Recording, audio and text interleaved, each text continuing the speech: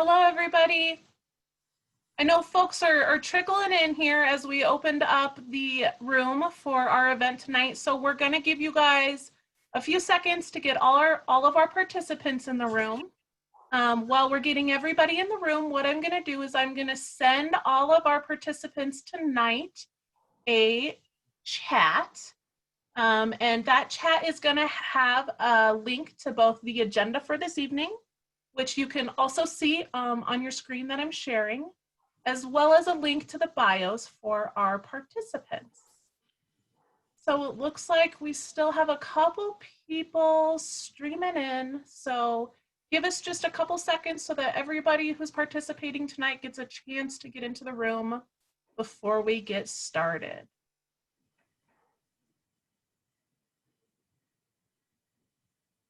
All right. It looks like it's slowed down having people coming into the room.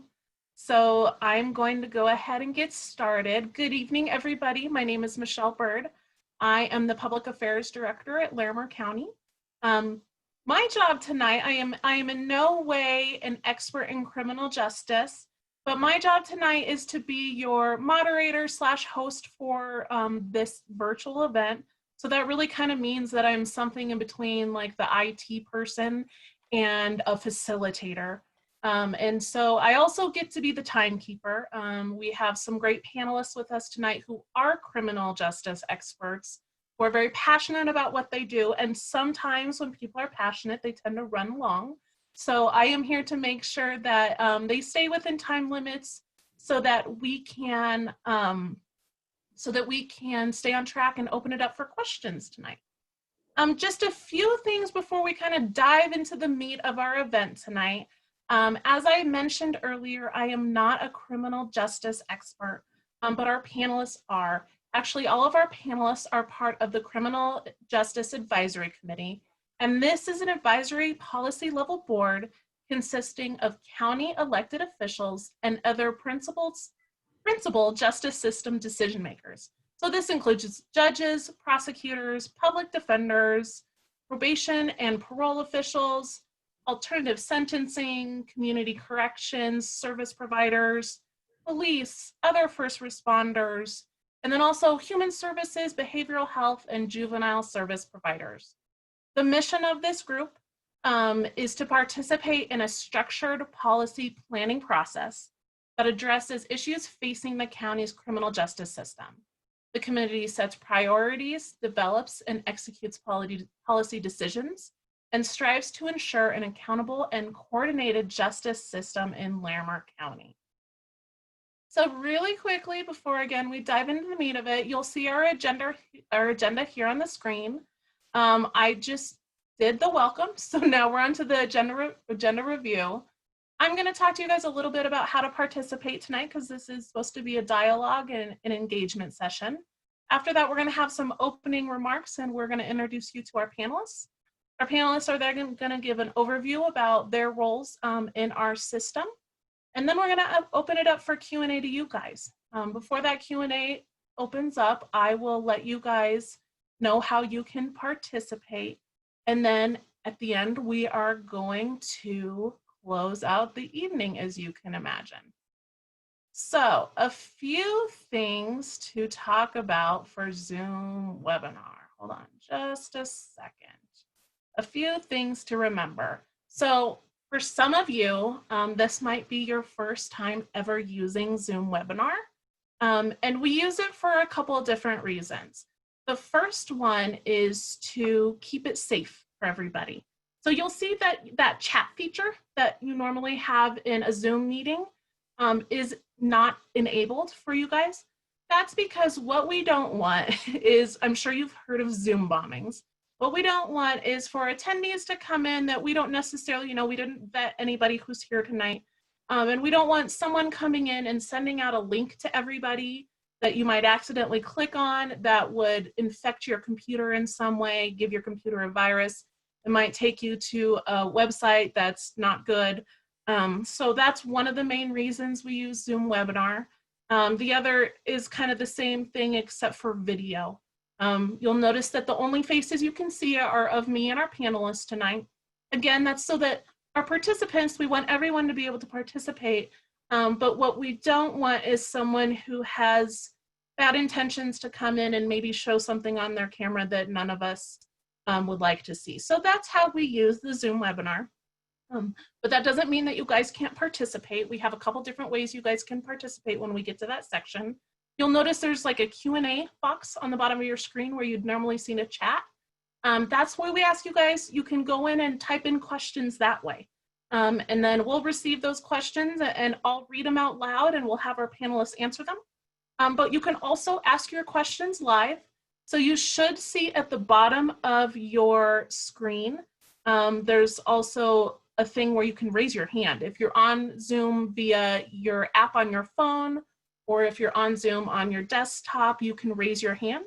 What'll happen then is I can go to you and say, oh, yep, I want this person to talk, and I'll unmute you, and then you'll have to unmute yourself. I'll walk you through it, and then you can talk to us. If you're on the phone, you can do the same thing. You're gonna hit *9 to raise your hand, and then I'll walk you through the rest. Another thing that's different about Zoom webinar is a lot of people really like the idea of kind of having a running dialogue. You might not necessarily have a question you want to ask tonight, but you want to have your voice heard and maybe there's something you want to say.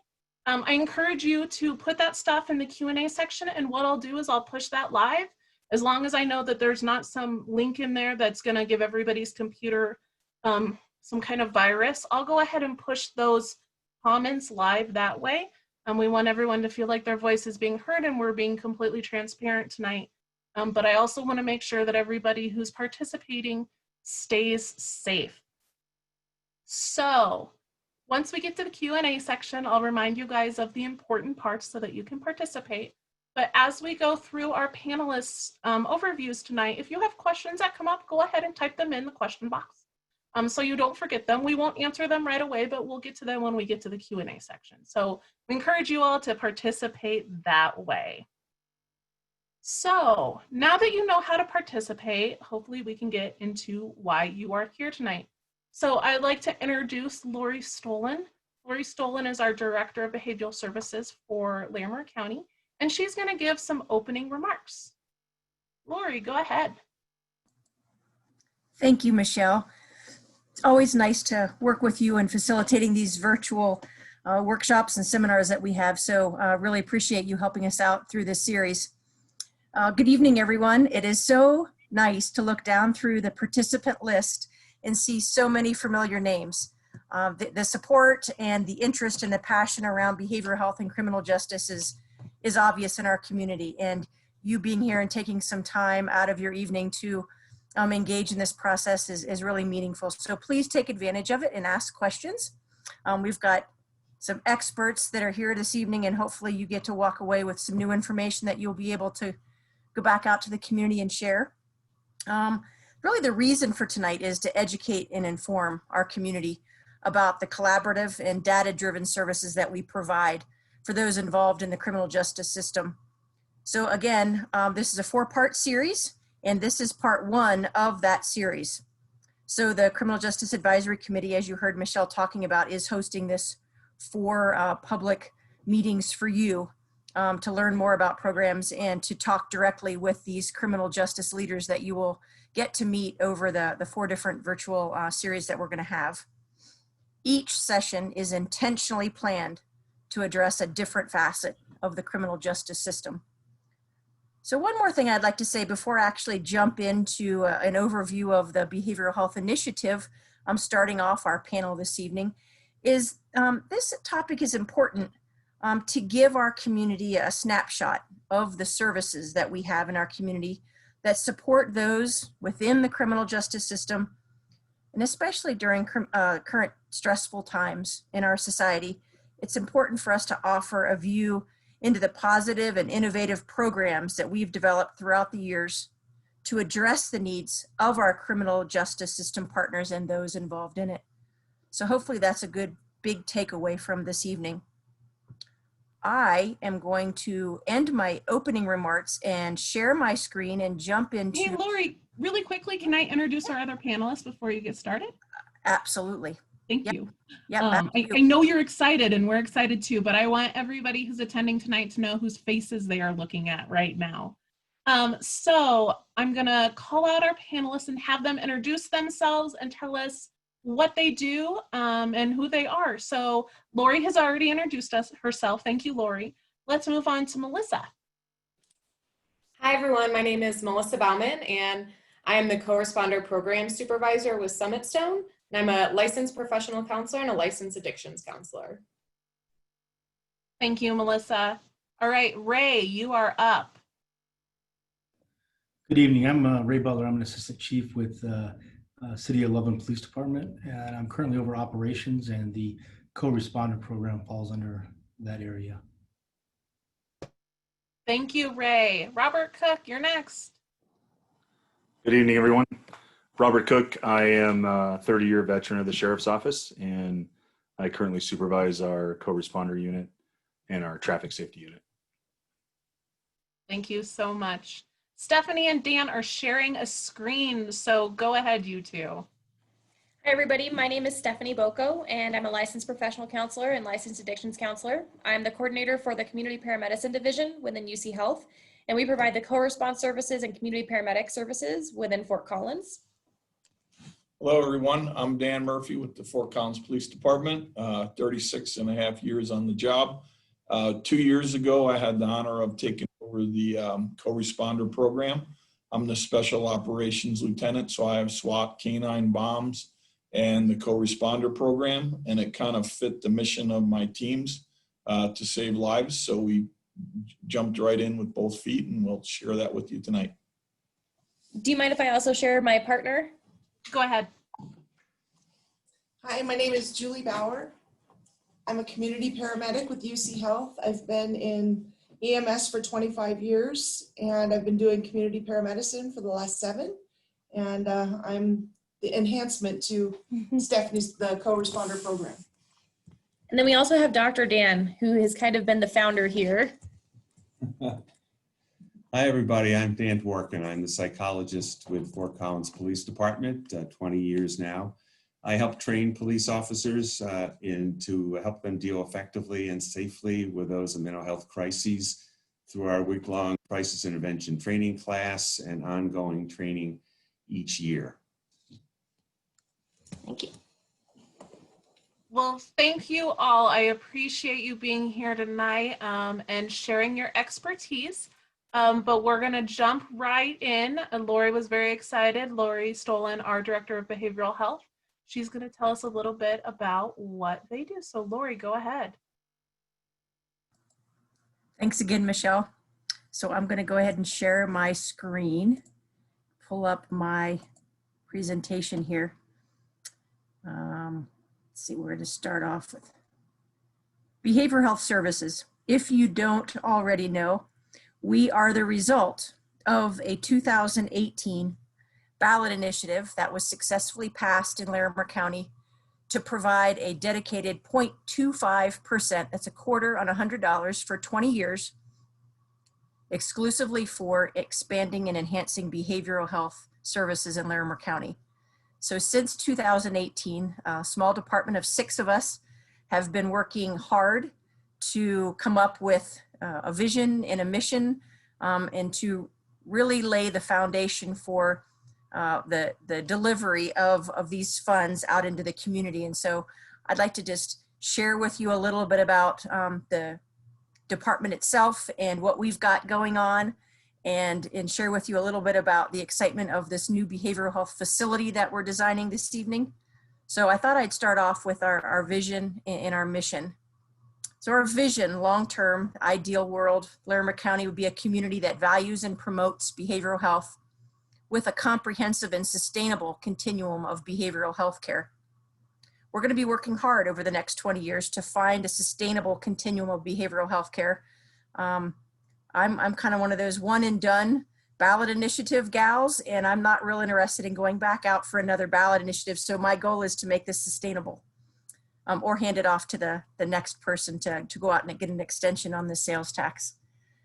Next is our behavioral health services mission, which is responsibly investing in community-driven work to increase access to behavioral health services and improve outcomes for all Larimer County residents. So just with those two statements, you can see that we've got a heavy lift to do and to work towards in our community. Some of you may remember this slide from during the public campaign, the public awareness campaign that we did in 2017 and 18 to get us to the ballot before it was actually put on the ballot. We created this slide to show the kind of hierarchy of how the funds that come in would be utilized. And it starts off with the Board of County Commissioners at the top in helping us be the fiscal sponsors of the dollars to report back out to the community in a responsible way of how we continue to be good stewards of these taxpayer dollars. And then our department really is, the goal is to increase awareness and access to appropriate and affordable behavioral health care. You can find out a lot more about our department and the work that's going on, our partnerships and collaborations, if you go to the website that's listed there, the larimer.org/behavioral health. We've got a communications person, Jennifer Wolf Kimball, and she is wonderful at keeping our website updated with lots of information. So if we were to divide the funds that we bring in, it's approximately $16.5 million a year right now. If we were to divide that down into how it's being parsed out in the community, we've got 3 funding buckets. The first one is our impact fund. And some of you may remember that we distributed $1 million worth of grants in 2019. And we are in the process right now of distributing $2.5 million this year to 34 grantees. We're in the process of finalizing those grants and putting together our presentations to the Behavioral Health Policy Council and the Board of County Commissioners to get their approval and their adoption of this grant process for this year. So we are excited to continue our partnerships in the community and provide them grant funds to create new and expand existing community-based services. I'm going to jump over to the facility. The facility bucket is funds that are really the majority of the dollars right now are being earmarked and held aside for the design and construction of about a 38,000 square foot facility that will be located at the corner of Taft Hill and Trilby Roads. You can see the small little timeline there, and I'll go into a larger timeline here in a minute. But basically you can see that we've done quite a bit of work over the past year and a half, and we will continue through facility design through this year and into the 2021, and then begin construction, in 2021 and hoping to open in fall of 2022. The last funding bucket that we have earmarked is called a bridge fund, and it's really intended to be a special fund to decrease the barriers and to coordinate care. We know from a lot of local and national research that there are significant barriers to folks receiving the level of care that they need. So the goals of this bridge fund are to provide the copays, the deductibles, transportation, telehealth services, a variety of different things permanent supportive housing is another bucket that we have under that bridge fund to make sure that people can access the care that they need when they need it. That fund is not currently available. Those dollars are tied up into the facility design and construction. So as soon as the facility opens, our hope is that some of the operating dollars that we have available through this fund will be earmarked for this bridge fund so we can do some community-based coordinated care along with what we're going to be doing in the facility. Moving on a little bit, I kind of already talked about the grant program and our impact fund. Our goal is to have this impact fund continue to distribute over $2 million each year. And of course, this is dependent on the sales tax revenues that are received. Right now, we know that because of some impacts of COVID, that we're not likely going to be able to increase the number of dollars that we distribute in 2022, actually in 2021, but we will remain at $2.5 million. And as we were going through this process, the applications that we received this year, we realized that $2.5 million is a significant amount of money to put back into the community. And we are really excited to start measuring and seeing the return on investment that we will get from infusing these dollars into the services that we have and hopefully bringing in some new services to the community. So here were the 6 buckets that I was talking about under the Bridge Fund to reduce barriers. We talk about care coordination, transportation, MAT, medication assisted treatment for those with substance use disorders. And then lastly, our facility. There's a lot of work going on with the facility right now. We follow our 2018 master plan for behavioral health services, which is the strategic blueprint for the community. And there's a lot of different efforts from around the community with our health department in the community health improvement plan, the CHIP plan, the health district's work, Northern Colorado Cares, the coleslaw or the MAT program. There's a lot of efforts that go into planning out behavioral health services around our community. So part of the effort that went into creating the master plan was understanding what the most critical gaps are in behavioral health in our community. And that is the goal of what we are attempting to address with this new facility. So the 6 different levels of care that are planned and being designed into this new facility are a behavioral health triage hub.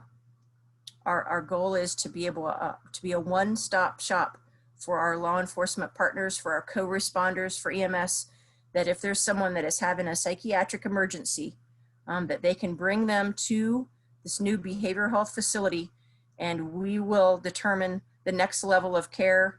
We will do the full assessment that's needed and make sure that they get the right level of care when they need it. We also know that there are some levels of care that we don't currently have in our community.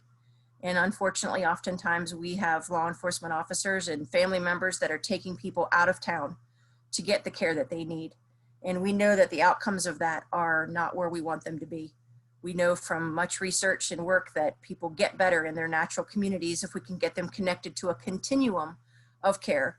So in this facility, we're planning on having a social and a medical detox. We are partnering with Summit Stone Health Partners and UC Health to provide the services, and we look forward to doing things in a new way, in a more creative way, in a more efficient and economic way, by moving the crisis stabilization unit now that is on Riverside into this facility. We're going to be able to broaden the array of services that we're able to provide to people, because we'll have more services under one roof.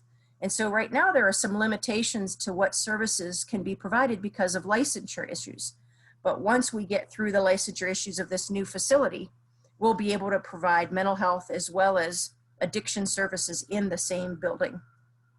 So the building is planned to be 64 beds, and 16 of those will be an intensive residential treatment program. Again, I had mentioned assessment. We'll do induction and continuation of MAT, the medication assisted treatment. And then we also plan to have a pharmacy and a lab to be able to do some basic laboratory work on folks that come in, so we don't have to send them to one place or another and then come back to our facility to get that care. We'll streamline and improve the efficiency of the care they're getting. And then we plan on having a really robust care coordination unit, that the coordination of people's discharge starts the minute they come in the door. And the goal is that we have an action plan, a WRAP plan for folks that are getting care in this facility that extends beyond the facility, that extends back out into the community, that's integrated with their primary care or their other personal care providers, whatever their support system may look like. Our goal is to really do a robust job of coordinating the long-term stability of folks. If you hadn't already guessed, the operations in this facility will be 24/7, 365. And as I get into some of the design features of the facility here, you'll see some of the intentions of the design of the facility to accommodate that. So this is similar to what was on the slide earlier. It's a little bit of a larger print here, so you may be able to see it a little bit more. We know because of some recent delays with our design process that our groundbreaking is most likely going to be delayed a little bit, maybe into early 2021. But we keep the date here until we know for sure if that's going to end up being moved. And ultimately, our goal is to open up this facility ready to receive clients either summer or fall of 2022. And as we get further along, we'll certainly have a tighter timeline to know exactly what we're working towards. So I want to spend just a few minutes here talking about the overall design concept of the facility. I can't say enough about the design team that we have together with our project manager, Keith Myers with Ditesco, and Sutherland Page is our architects, and the intentionality that went behind the design of this facility. So there's three different views right here with the intention of focusing on the mountains. The goal is that when you come into the facility, you're kind of transitioning from sickness, and ultimately through the back of the building, you open up towards an outdoor respite and looking towards wellness. That we've looked at the sunlight and the wind and the snow and making sure that the building is situated properly on the land, that the building really is felt to protect the patients and staff, that it sort of wraps around. And you'll see here in a minute some of the landscaping around the back of the building. The building is intended to be kind of a transition from opaque to transparent, again, that sickness to wellness. We defined the goals that we wanted out of the design of our facility that include that it functions well for the purpose. We didn't want to just build a building and say, here, figure out how to use it, but we really wanted to have an inclusive process so when it flows well. We want it to be cost effective and cost conscious. We want to be good stewards of the dollars that we are using to build this. We're planning on this being a 40 or 50-year building, so we want it to be sustainable. We want it to blend in with the natural setting that surrounds it. So our goal is that it's modern and clean, warm and functioning, that it's a safe and welcoming environment. I listed out here, we certainly don't have to spend time going through all of these, but our guiding principles that we go back to when we think about the design principles of this facility are that it is welcoming, that it's collaborative, safe and secure, that it's recovery oriented, and that there's flexibility and adaptability to accommodate differing community needs over time. So I'm going to jump into a few of the views. This is from where the facility will be built, and actually on the corner of Taft and Trilby, looking westward. And this is a little bit of a northwestward view. The intention is that this is truly a place of healing and a place of caring.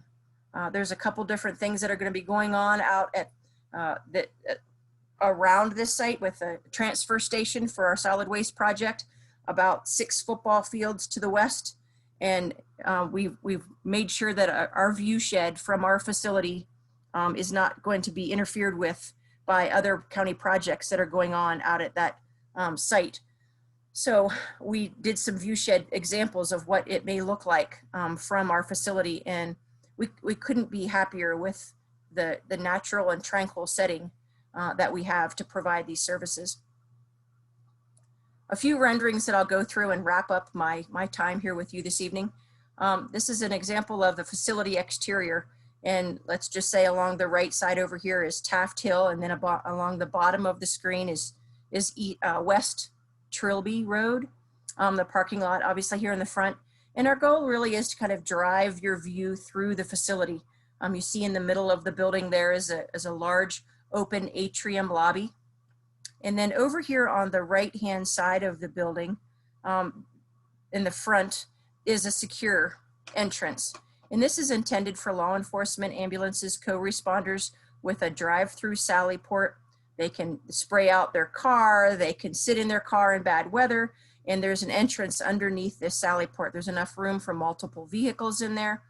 And this is really an opportunity for our folks that are in crisis to get swiftly from the vehicle into the facility and into a level of treatment and care where they can calm down and de-escalate if needed and find some respite in the facility. So this is another view of the facility from the back side, from the west side.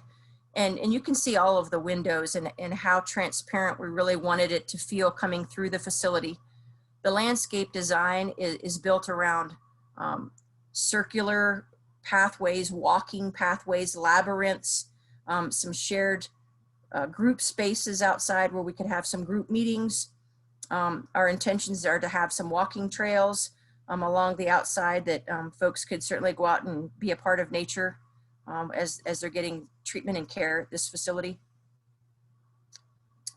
So from here, I can kind of show you, before I jump to the interior, I can show you on the left side is 2-story portion of the facility. So On the bottom floor is where we're planning on doing crisis stabilization. And on the top floor over here on the left is our intensive residential treatment program. And as you go into the center of the second story, this is our administration. And then where there's clear glass in the second story is intended to be a conference space. And it's a conference space that is a community space. It's a shared conference space that people can come and they can provide trainings, workshops, events here and have a view of the, you know, to the south, we've got Coyote Ridge, and to the east, we've got Kathy Fromm Prairie, and to the west, we've got the beautiful foothills. And then over here on the right-hand side is the detox and the behavioral health triage hub portion of the facility. It's planned to have the structure to be able to expand up as well as out on each of the wings of this facility. So we anticipate within the 50-year life of this building that there may be opportunity for us to expand the number of beds that this facility will house. In the middle here on the roof, you can see just a few more minutes. Okay. Okay, thanks. Sure. In the middle of the building here, you can see what we call a light well. And because this is a really large portion of the building, we wanted to make sure that we got natural lighting into the inner core of the building. So I'm going to quickly take you through some of the concepts of the interior of our building here. Really intended to blend in with the natural settings that the building's going to sit in. So the natural tranquility, some examples of some views and some potential design ideas, working with the expanse of space. This is a rendering of that front lobby, and upstairs you can see that conference space and some ideas of how the flow of this lobby might look. Again, this is an example of what some of the patient rooms may look like with the views and the windows out, looking outside.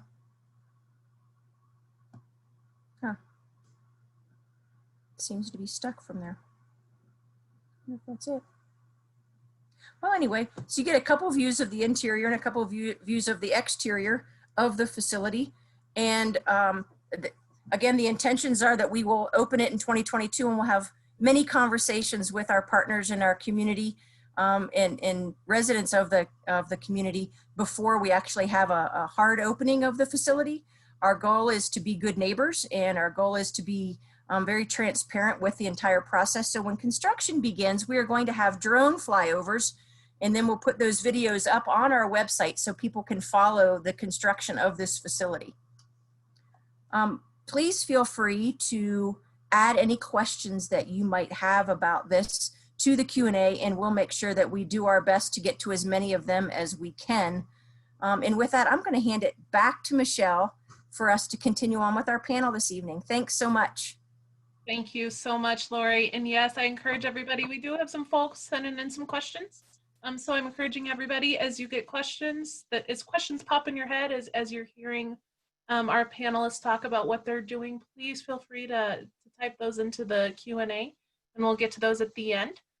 So next we have our co-responder folks, Melissa, Ray, and Robert. I am going to turn it over to you all. Good evening, everyone. I'm going to go ahead and share my screen.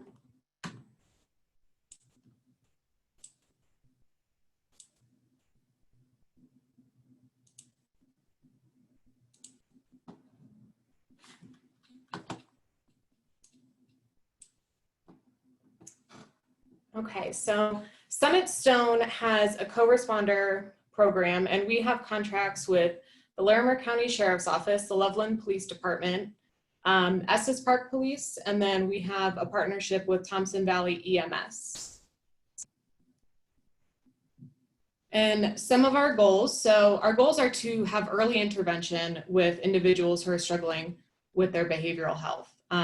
So instead of a person becoming involved with the criminal justice system, we'd like to intervene with them at initial police contact. Another goal that we have is to avoid unnecessary hospitalization with folks, and then also to increase collaboration between systems. So to really cover that gap that we see between law enforcement and behavioral health.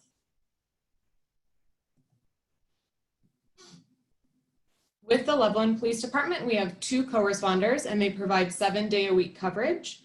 We also have program champions, one of which, Ray, I don't know if you'd like to introduce yourself a little bit more now. I've been with Loveland PD about 2.5 years. I've been in law enforcement about 26 years, assistant chief.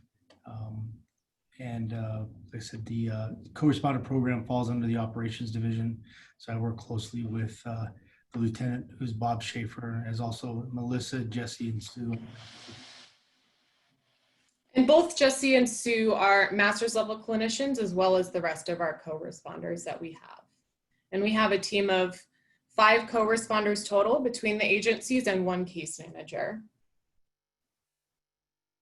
And so some of our statistics with the Loveland Police Department, if we look at, this is over 1 year, so between July of 2019 and July of 2020, the co-responders responded to 237 calls for service. So what a call for service means with us is that it's an active police call. So the co-responders will respond with law enforcement to assist on scene. And some of the outcomes that we measure are whether or not a call was cleared on scene.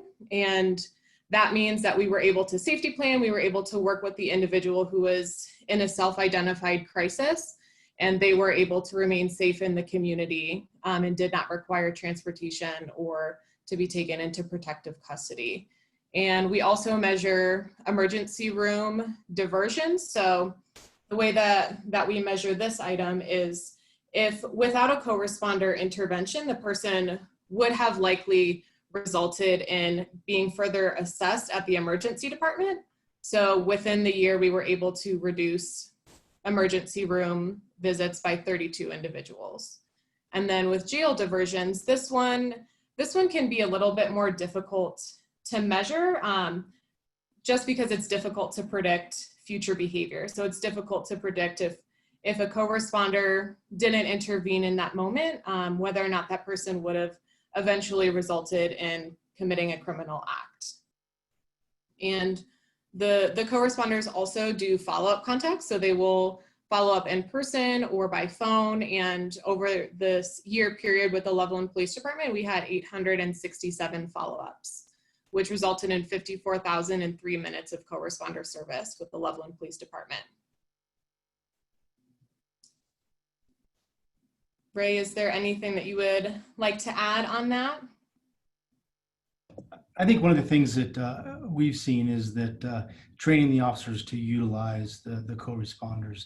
The co-responders have set hours, and they do a lot of really good work of trying to listen to what's going on out there. But our focus has been trying to get the officers to recognize that this is an additional tool that they can use. And as we progress, you can see the numbers have considerably gone up of the calls for service and the assistance that they've given us. So it is a very good program, and we're still learning how to use it to the best of effectiveness that we can. With the Loveland Police Department, we use a secondary response model, which that means that the co-responders will respond in a separate vehicle, and it's a secure vehicle that can be used with transportation. It does have a partition in it. So they respond in that way, which does look different than the sheriff's office, which we will get to here in a moment.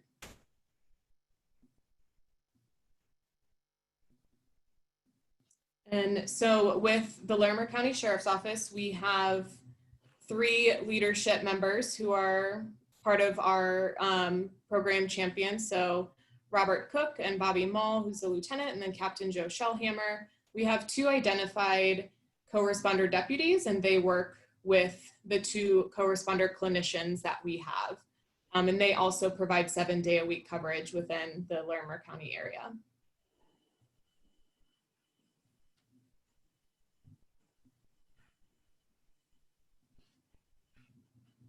So looking at the same measurements here over the course of a year with the Sheriff's Office co-responders, they were able to respond to 484 calls for service and provide 254 follow-up contacts, which resulted in 50,196 minutes of co-responder service. Robert, do you want to jump in and share anything? Sure. Thanks, Melissa. Just a little bit about the history of our program. As Melissa said, our response model is the primary response model. And basically what that means is that the deputy and the clinician work together out of a single patrol car.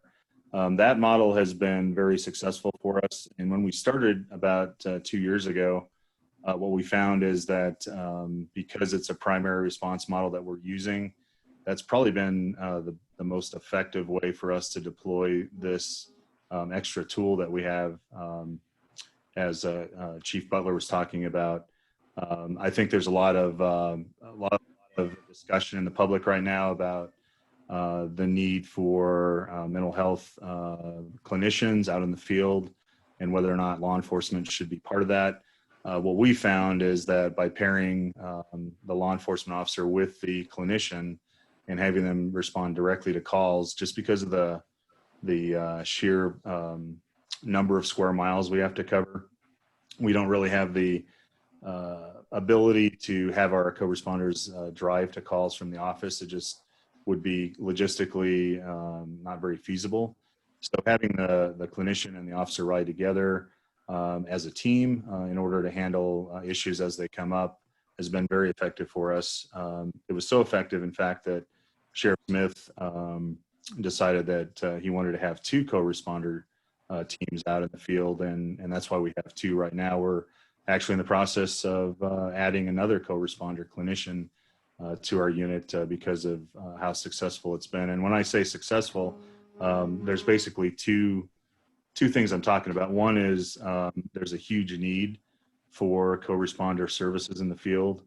And as we've kind of talked about with calls for service, we handle everything from crisis situations, which are emergency based calls for service involving like suicide threats, suicide attempts, where that direct intervention is necessary to save lives, and also responding to situations where someone appears to be acting strangely or behaving in a strange manner, assisting business owners, assisting citizens who call to report it, and making sure that both sides of the spectrum are covered on the law enforcement side and the mental health side. And I guess the other point I'd like to make is, in our stats that show up on the screen there, we have 11 jail diversions listed there. Like Melissa said, it's very difficult to kind of predict future behavior of people. However, one of the things that measures our success is when we triage a situation and find out that the person has maybe committed a petty theft, but their overall and overwhelming issue that they're really struggling with is mental health related. We're able to divert them from jail, which is one of the most expensive ways to house somebody who doesn't really need to be in jail. It's not good for the jail, it's taking up bed space, but it's also not good for the person when their overwhelming issue seems to be mental health related. So instead of sending them to jail and having the taxpayer funds go to support that incarceration, we're able to divert those people to mental health treatment facilities. And like I said, that saves both money in jail services, but more importantly, it keeps the person out of jail and gets them the help that they need. So our program's been very successful. Like I said, we're in the process of adding a 3rd clinician right now. We're also very excited about the new mental health treatment center that Lori talked about earlier.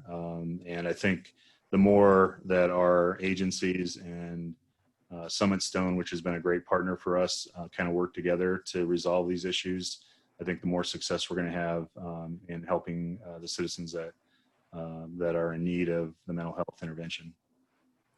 I think one of the perks of having clinicians who work for a community behavioral health center embedded with law enforcement is that they're able to intervene with people. And if they're not active in treatment, it's a very easy connection. They can refer to our case manager who can get folks set up with any of the services they might need. And it's nice to be able to work inter-system. Absolutely.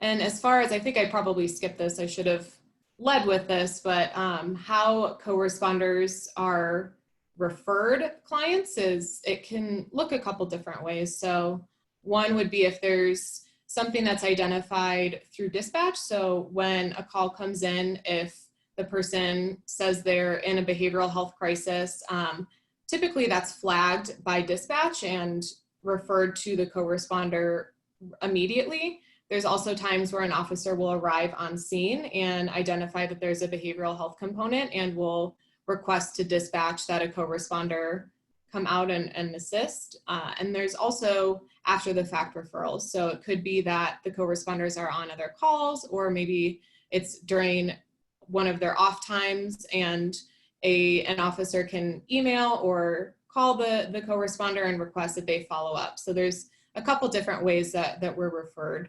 clients.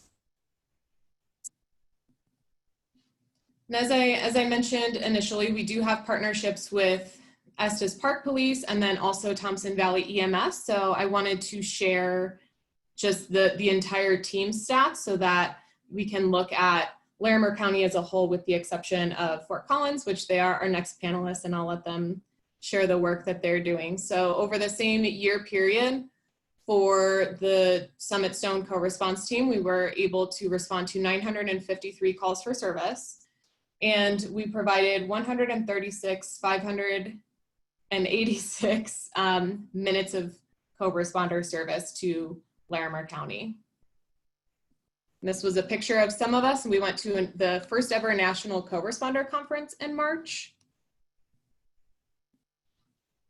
And then the last thing that we'll end with, something that I have been doing to help support my team and help support our partner agencies, is providing some proactive community outreach. So every week I will go with a police officer and we will try to engage folks. We've been able to give out care packages. So they're bags with some basic care supplies, hygiene items. And here's a picture. We ride around in a fancy little golf cart, and we've successfully contacted 215 people about. Oops, sorry, lost my numbers here. And we also referred 32 people to our case manager to follow up with, and then provided 115 cloth masks to the community.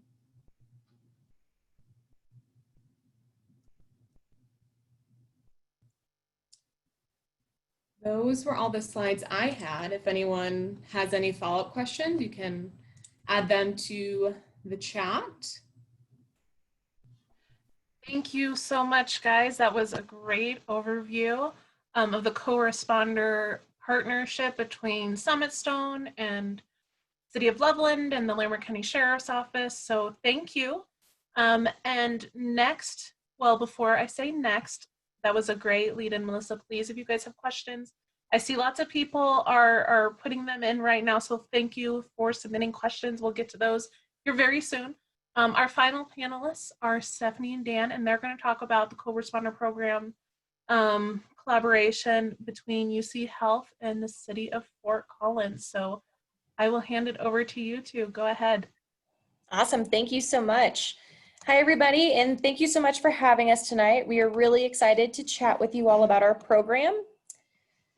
So, UC Health's program, we initially started with Summit Stone here at the Fort Collins Police Department, and as we were tracking data and looking at community needs as well as national trends, we found that a mobile integrated healthcare model might be a better fit for our community, just given some of the needs that we were seeing. So we expanded from a co-response model, which was just me and an officer responding, to now me, myself, and my partner, Julie, who's an advanced practice paramedic, responding out to these calls. So we're going to kind of explain how we do that and what our program looks like. If I can get it to go. There we go. So these are just a few of the things that we're going to be going over today. I'm going to give you a little bit of an overview of our program, talk about our staff, explain what services we provide, review a little bit of our data, talk about where we're headed from here, and I reviewed some of the questions ahead of time, so we've got some answers to those, as well as some information around contacting us if you have any additional questions. So when it came to our mobile integrated healthcare program, I really like this quote by Henry Ford. If I had asked the people what they wanted, they would have said a faster horse. And what I love about that in terms of our program is that whenever you ask people what do they want in terms of social workers and community mental health care, they always say that they want more. When you begin to really look at the data, it's not only just more of us that we need, but we need an even more comprehensive team to respond. Hence the joining of our advanced practice paramedic.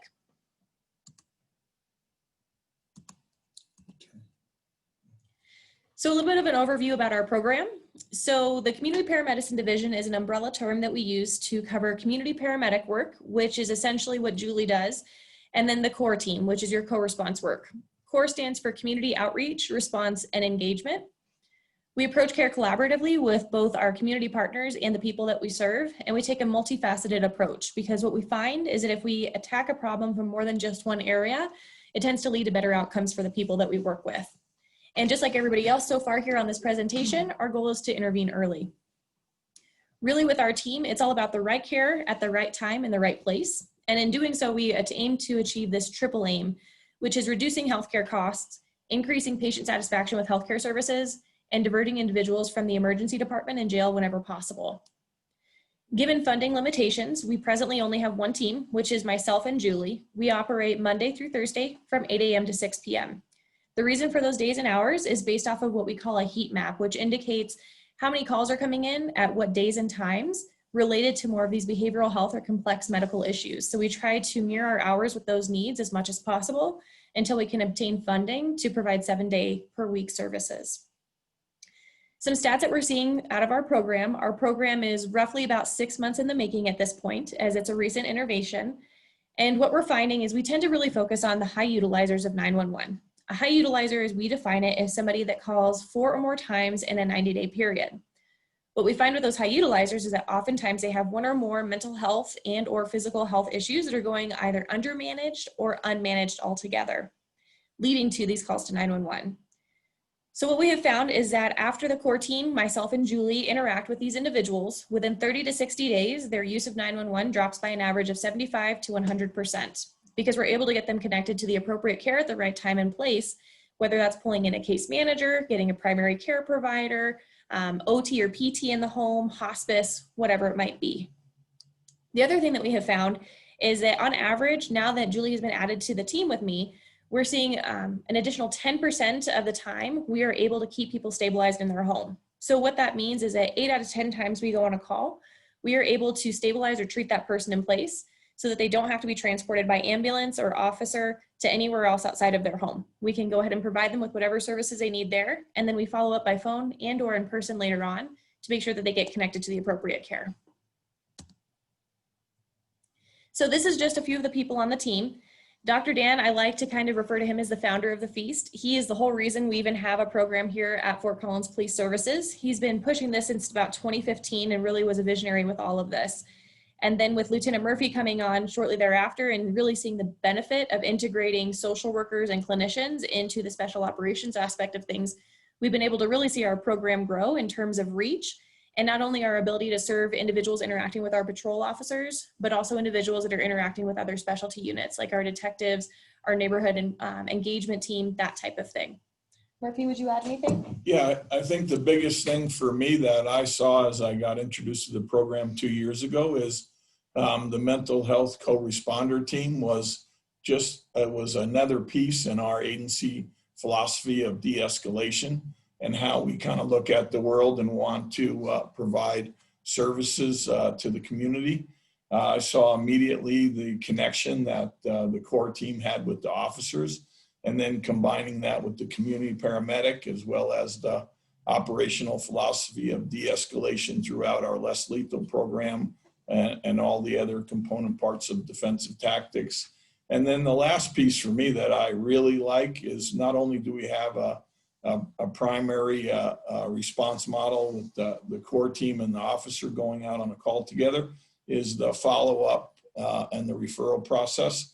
It really just kind of cements for me that continuity of care for the patient and the follow-up that really needs to occur to make a long-term impact. So it's another piece of our de-escalation tools, tactics, and mindset, which really provides a much better service than we were doing prior to 2 years ago. So the other picture that you all will see here is a picture of Julie and I. That's the back of our vehicle that we respond in. It's a UC Health marked vehicle, and then all of that equipment you see on the side is equipment that we have been checking out to community members.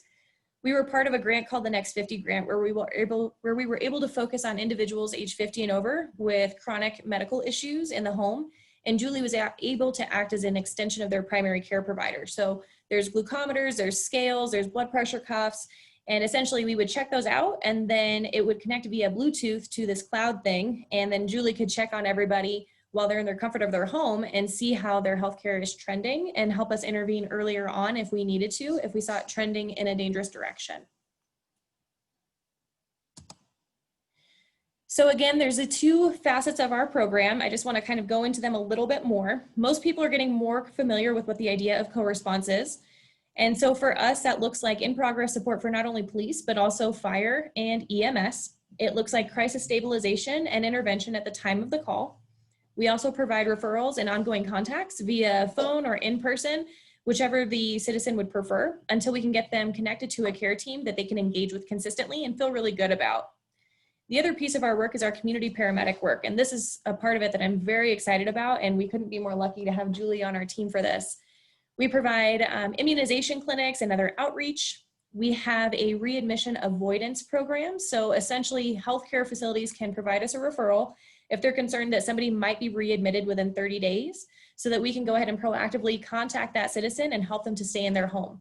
Julie is an advanced practice paramedic, so she has at least 5 years of experience, actually far more than that. I think closer to what, like 25, almost as long as I've been alive. And, and she's done extensive training and additional education to do what she does. So she can do everything from wound care to injections to medication reconciliation, fall risks, all of that good stuff. Again, I mentioned the 911 high utilizer program. We're already seeing a lot of success with that.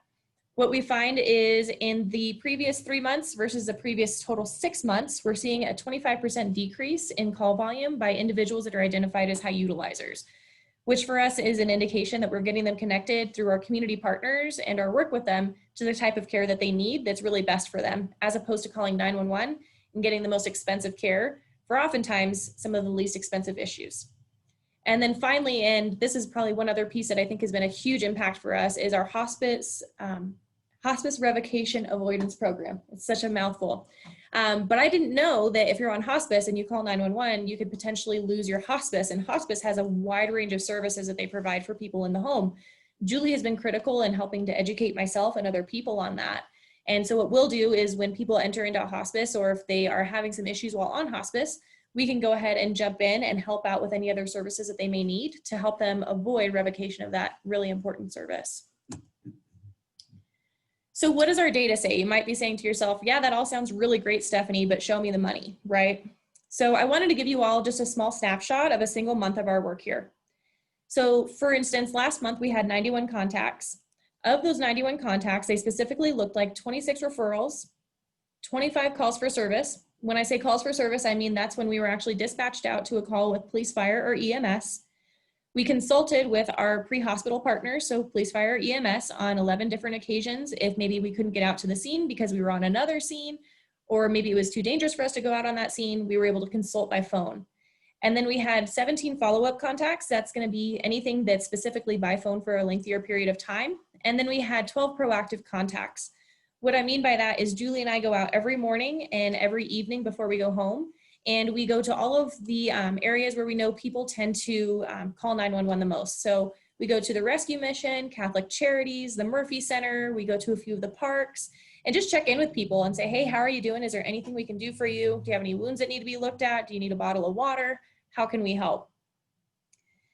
People will often ask, are these high utilizers of 911 actually being impacted by this program? And we are finding that they are, as I just shared with you. We see a 25% decrease in calls overall so far.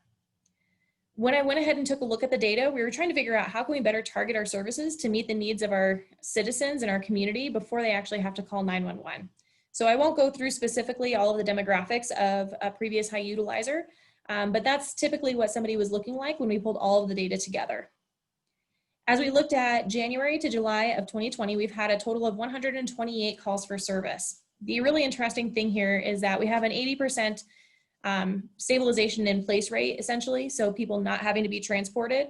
And that has conservatively gone over to about $316,000 of savings to the community by being able to treat people in place as opposed to having them transported. The typical transport costs about $3,100, $1,800 just for the transport, and then $1,300 for just a basic evaluation once that person arrives at the emergency department. Outside of that, we've had 130 referrals for service so far. So where are we going from here? Well, we can't just stop because we know that there are gaps in our services and we want to increase our ability to reach and support our community. So we're actively looking at funding opportunities to increase personnel and coverage. We are looking at ways that we can increase collaboration with partner agencies so that we can provide additional services, and looking at different ways that we can creatively meet the needs of our high utilizers that continue to use the emergency department or jail, but aren't getting this kind of care that they need to really increase their level of health and wellness and safety for the community. And then we're also looking at some really exciting applications that increase safe and effective contacts for law enforcement with a wide variety of behavioral health or medical issues. I encourage you to look these up. One is the Vitals app, and the other one is Gelada. Given our time restraints here, I won't go further into them, but please check them out. And then just quickly, I know that there were some questions prior to us getting on today, and I'm not going to go through all of these in full detail, but I did want to make time to touch on some of those questions because I agree with you all that they're very important.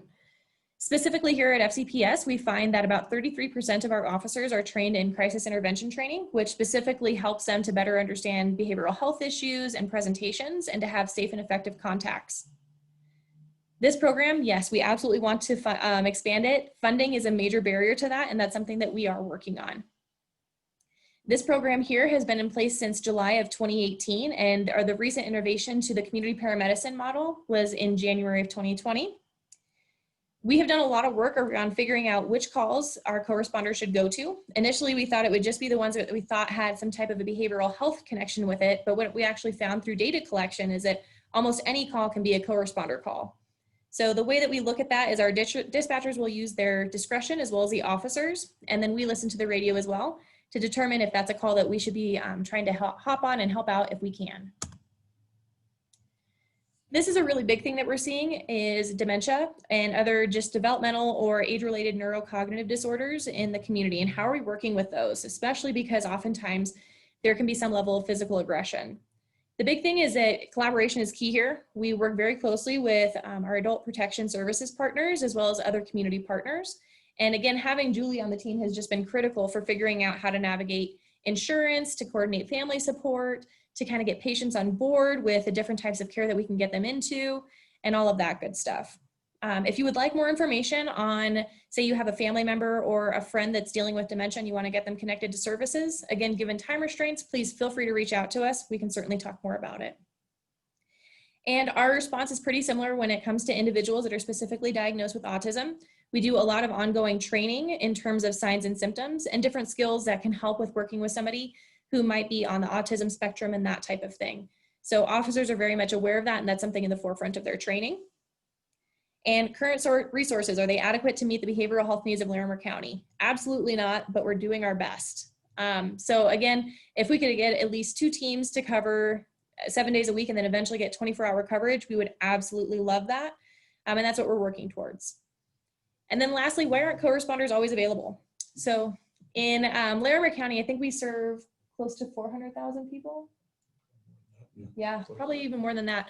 So thinking about it in those terms, there's about 400,000 people conservatively in Larimer County at any given time that Julie and myself are trying to serve. So oftentimes when we're not available, it's either because it's on one of our days off, or it's because we're already on another call for service. So we do our best to be as flexible and available as we possibly can, but sometimes we just can't meet the needs of everybody at once. If you do have any additional questions, comments, concerns, if you'd like more information, please don't hesitate to reach out to me. That's my direct work cell phone number there and my direct email. You can also reach us at communityparamedic@uchealth.org. And then that's our web link if you'd like to check out our website. Thank you all so much. Thank you, Stephanie and Dan and Julie, for that great presentation. That was a really good segue. Thank you for addressing those questions that individuals had sent in earlier. I want to say that if you had sent in a question that you feel wasn't answered in the presentation, please feel free to ask it in the Q&A or raise your hand, which is a good segue to our Q&A section. So I'm going to ask all of my panelists if they can come back to me now. And for all of you participants, again, I'll remind you how you can participate tonight. We have lots of questions coming into the Q&A. Thank you. We will get to those right away. If you want to talk to us, that's fine too. All you need to do is press the raise your hand button. I know we have someone who is called in on their phone. For that individual, and I'm not talking about if you're on the Zoom app on your phone, I'm talking about if you actually dialed the number to call in. You can participate too. All you need to do is press *9, and that'll indicate to us that you want to speak, and we'll get to you when it's your turn. So also, I mentioned this earlier, since we don't have a chat function, we don't really have that ability to have the running commentary as we're going. So if you have a comment you'd like to make that it's not necessarily a question, please feel free to use the Q&A box. And I'll just go ahead and verify that there's no bad links or anything in there. And we'll make that live. We don't want anyone to feel like we're not being transparent or we're trying to suppress anybody's opinions or comments. So please feel free to use the Q&A in that way as well. With that said, also, I say this every time. I don't think this is going to be an issue tonight, but I say this every time I have a public meeting, whether it's virtual or in person. Personal attacks are not okay, right? I know we all know that.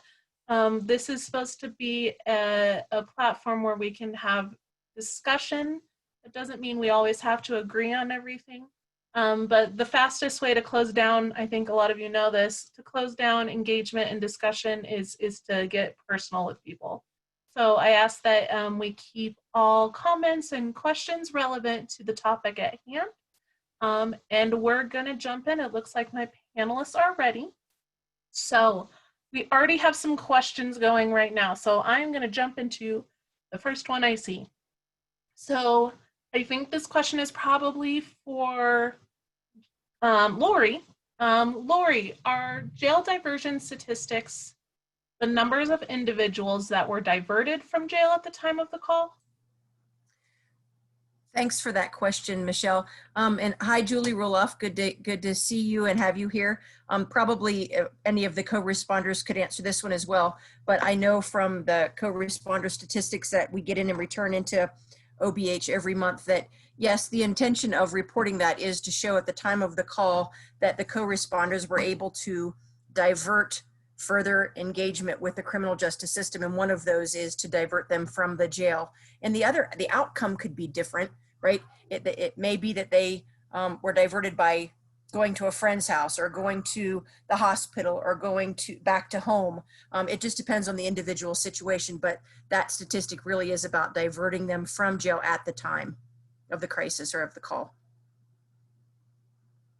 Thank you, Lori.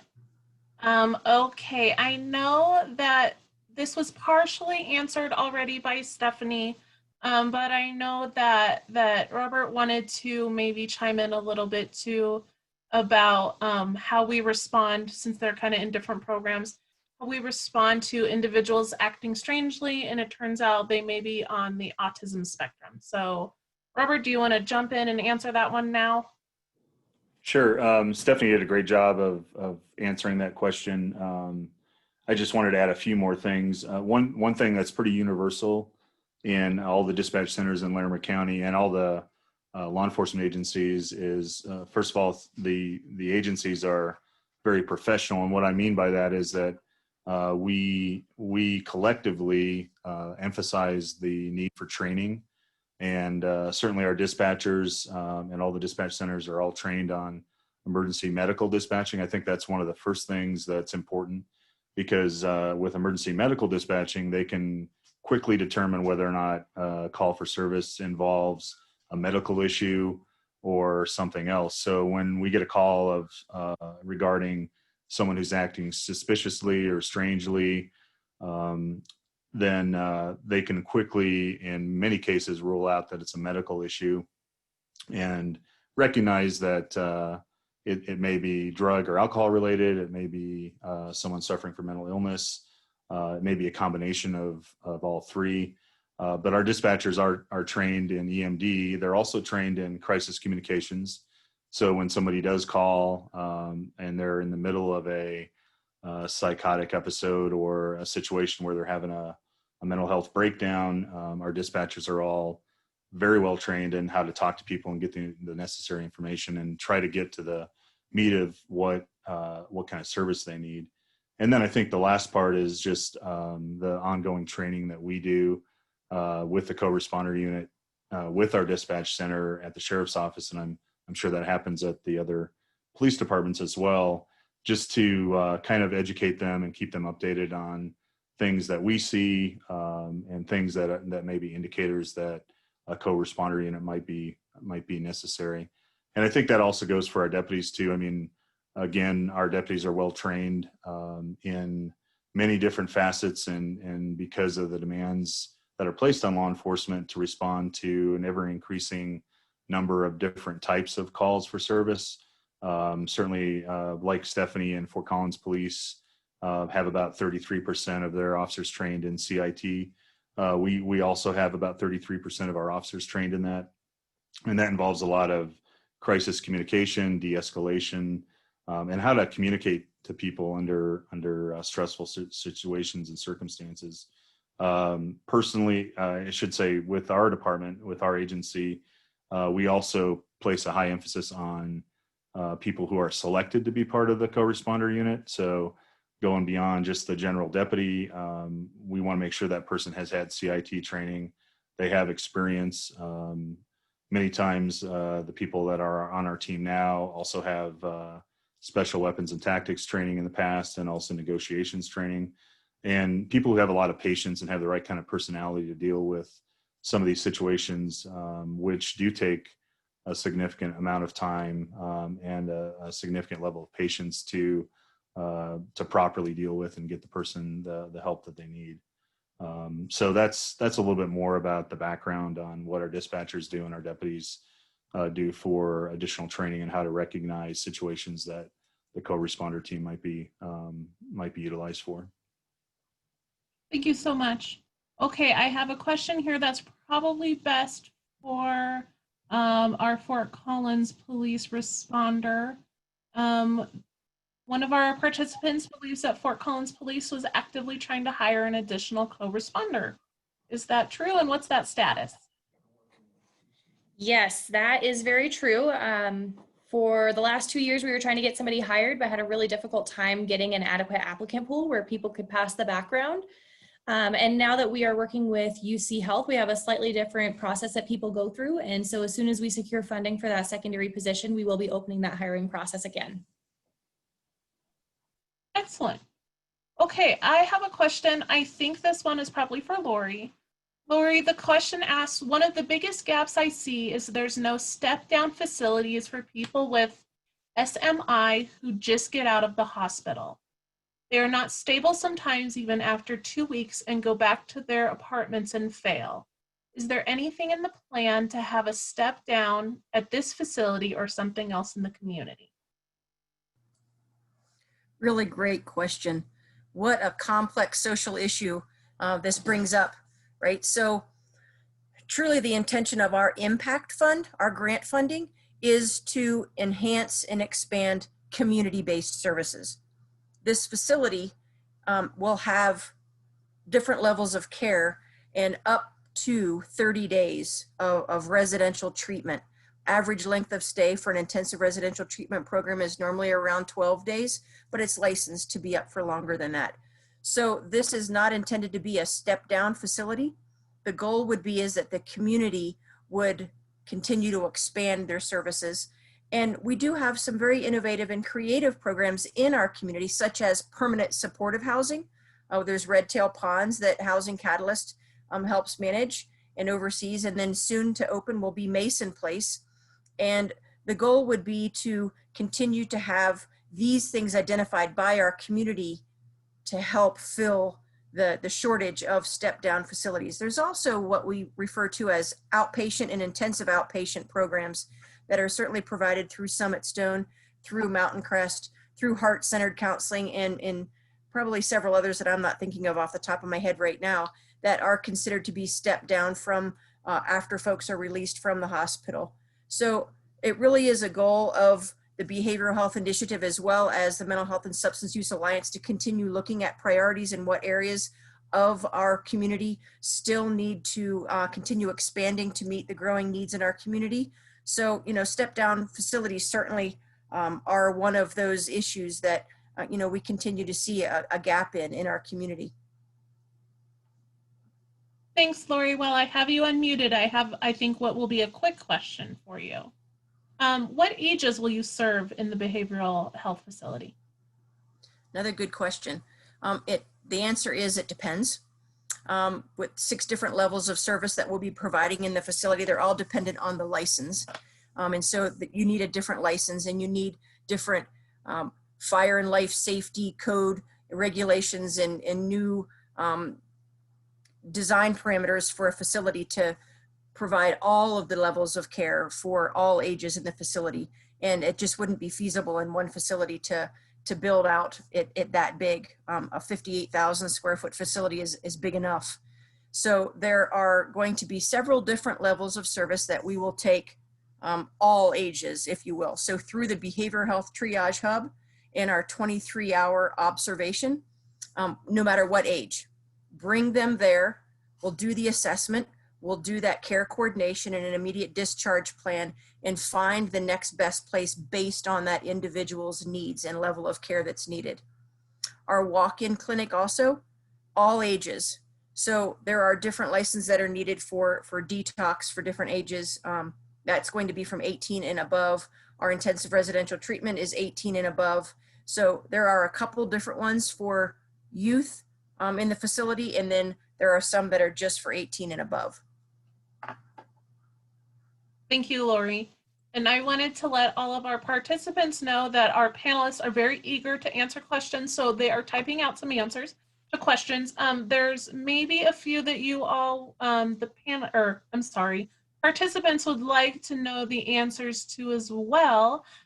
So I am going to read a couple of those and see if any of our other panelists have something to add. One of our attendees says that they love the autism training as they have a son on the spectrum. So thank you to you all for that. What other types of diversity/sensitivity training is in place? And it looks like our group from Fort Collins already typed out a question or an answer. I'm wondering if maybe Robert or Ray want to answer that question from their perspective. I can, for the Loveland side of it, we have where all of our dispatchers, I think it was talked about earlier, have the CIT training so that they have the ability to deal with the callers. They call them with a mental health crises or questions and try to kind of triage that a little bit. Also, all of our officers, our goal is to have 100% of our officers go through CIT training, which is, allows the officer to the skills to communicate and things when we don't have a co-responder. And right now we're about 88% of our department has gone through that training. So it's something that's a goal of ours to have 100%. 100% of our dispatchers have been through the training. So when we're always looking for de-escalation training, I think that the Fort Collins and Larimer County both talked about that type of a training. So I think it's a concerted effort with law enforcement right now to try to get that type of training, sensitivity, autism training, CIT training, just to try to give our officers a better tools out there to deal with the different situations. Can I ask a question that I'm hoping other participants have? What does CIT stand for? Crisis intervention training. Thank you very much. Robert, did you have anything you wanted to add? Yeah, to kind of address the other part of the question, I think that the participant is asking about like sensitivity training, diversity training. So one of the things that we do at our agency, and I think the other agencies as well, is implicit bias training. And we also do cultural sensitivity training. Those are all required classes that our officers attend along with all of our employees. And then of course the normal avoiding any kind of sexual harassment or that type of training as well. All these things are kind of current topic issues because not all agencies put such an emphasis on training as the agencies that are represented here tonight in Larimer County. So again, I think it goes back to kind of the professionalism that our agencies collectively exhibit and the importance that each agency puts on training to make sure that our deputies and officers are some of the best trained in the country, really. Thank you very much. Oh, I'm sorry, Okay. Michelle. Oh, Melissa, go ahead. I was just going to add that we also have our co-responders participate in training and onboarding when new officers arrive to one of the jurisdictions so that they can teach the new officers about what co-response is, how to utilize, so that it's not just an addition, it's really integrated into each of the departments. Thank you. Okay, next question, and I think many of you could answer. Is there any time that if someone called to report someone acting strangely, that you simply wouldn't respond? Or would an officer always be sent out? Go ahead, Fort Collins. Thank you. So I have two answers to this question, and I want to give a little bit of background too. So when we think about the types of calls that we're being dispatched out to, we have to also think about safety of the social worker or clinician going out too. And when we look at the statistics around these different types of calls, especially ones where people are highly emotional or there's current aggression or a weapon present, oftentimes the risk of additional harm or potential harm to a civilian on scene is greater than the potential benefit of having them there and nobody being hurt. So what we try to do is we just try and kind of balance that out as best as we can. To answer that question, we've worked really closely with Summit Stone as well as the Health District and Connections. So please check out the Fort Collins Police website. It's going to be on Friday. We're going to be putting out a flow sheet that'll actually let you know when to call who based on what's going on. So if somebody is acting strangely and they might be open to talking to somebody, the first place that you would start would be with Summit Stone Crisis Center and seeing if their mobile crisis team can go out. Melissa, please feel free to chime in and add to that. If it's something where a police officer is required to be there in order to kind of maintain safety or something like that, then you can always access a co-responder through Summit Stone in the Larimer County area or any of the other areas that they've identified. Here in Fort Collins, that would be Julie and I.